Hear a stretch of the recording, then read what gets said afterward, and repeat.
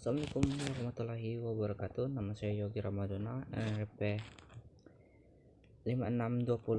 562041131514, Prodi Teknologi Aquacultur dari Politeknik Ahli Usaha Perikanan Kampus Lampung.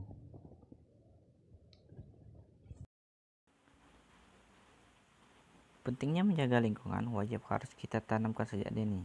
Penebangan hutan secara liar atau pembalakan hutan, polusi air dari limbah industri dan pertambangan, polusi udara di daerah perkotaan, dan masalah mengenai kerusakan lingkungan kita khususnya Indonesia bukanlah merupakan masalah yang baru lagi, yang seharusnya dibenahi sesegera mungkin. Bagaimana tidak, masalah ini tidak luput dari peran pemerintah dan masyarakat yang harus berdampingan menjaga lingkungan.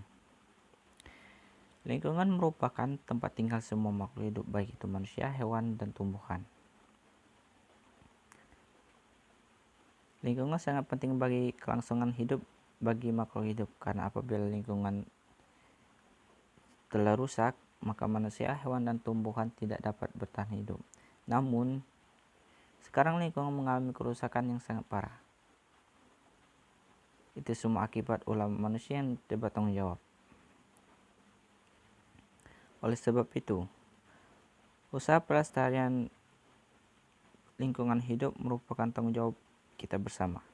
Dalam hal ini, usaha pelestarian lingkungan hidup tidak hanya merupakan tanggung jawab pemerintahan saja, melainkan tanggung jawab antara pemerintah dan masyarakatnya.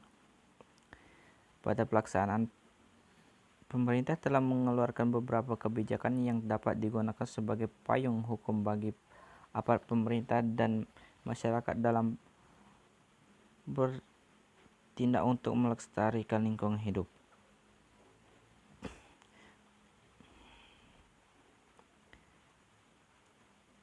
Beberapa kebijakan yang telah dikeluarkan pemerintah tersebut antara lain meliputi hal-hal yang pertama, Undang-Undang Nomor 4 Tahun 1982 tentang ketentuan pokok pengelolaan lingkungan hidup.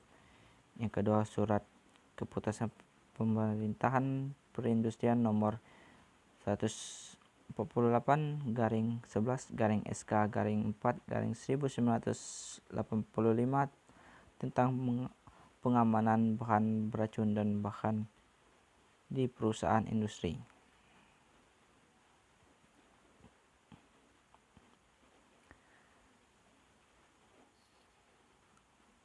Usaha untuk melestarikan lingkungan hidup dapat dilakukan.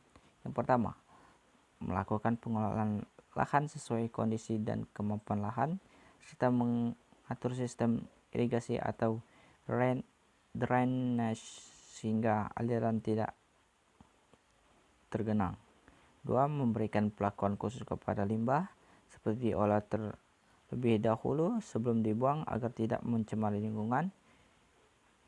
Yang ketiga, melakukan reboisasi pada lahan-lahan yang krisis, tandus, dan gundul, serta melakukan sistem tebang pilih atau tebang tanam agar pelestarian hutan, sumber air, kawasan pesisir atau pantai, dan fauna yang ada di dalamnya dapat terjaga.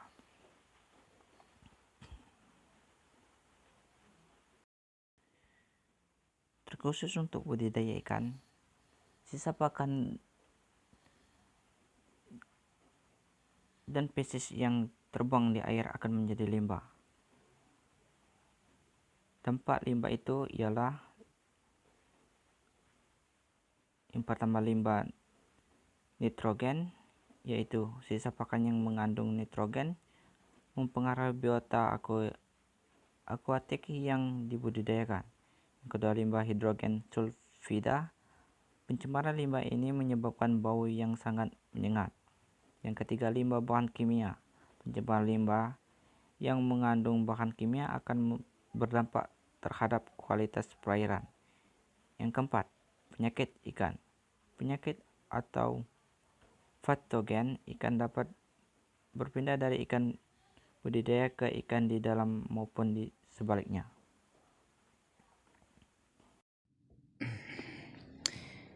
Di Prodi Aquacultur mempelajari tentang sistem budidaya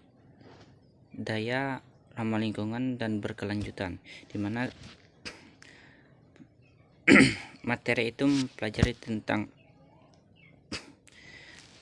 budidaya yang ramah terhadap lingkungan dan memiliki bagaimana cara untuk melakukan atau mendaur ulang limbah-limbah yang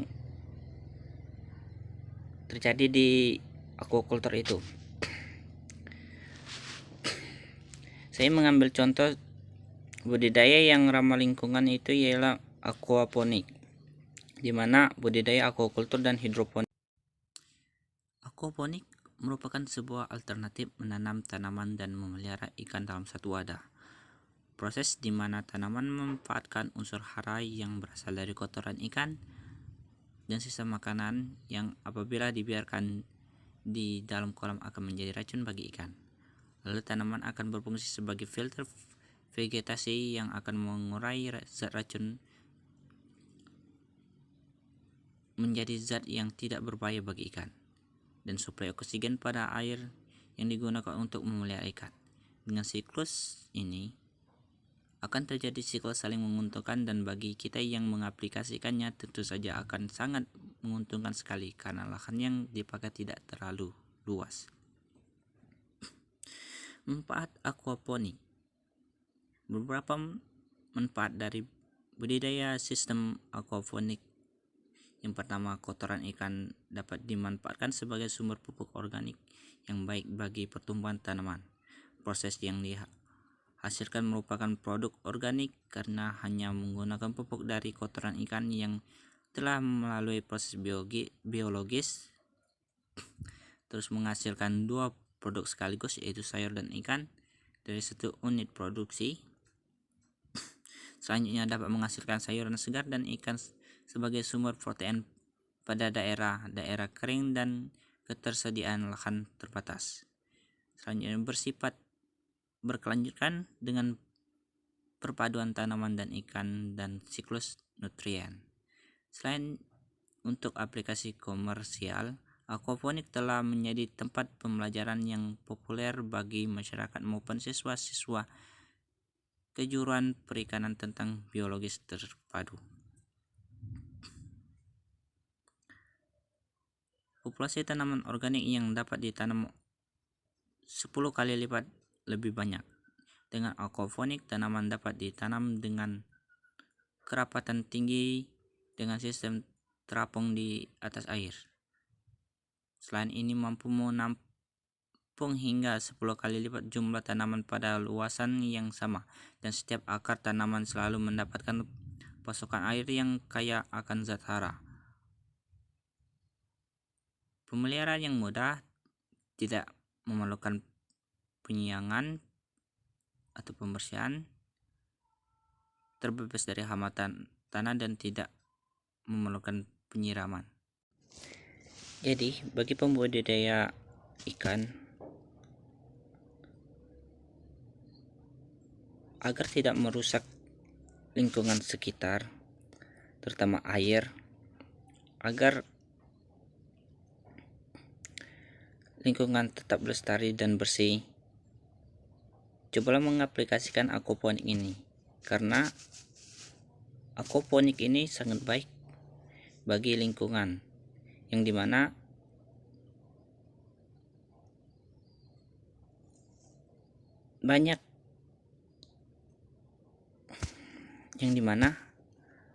aquaponik ini bisa menetralkan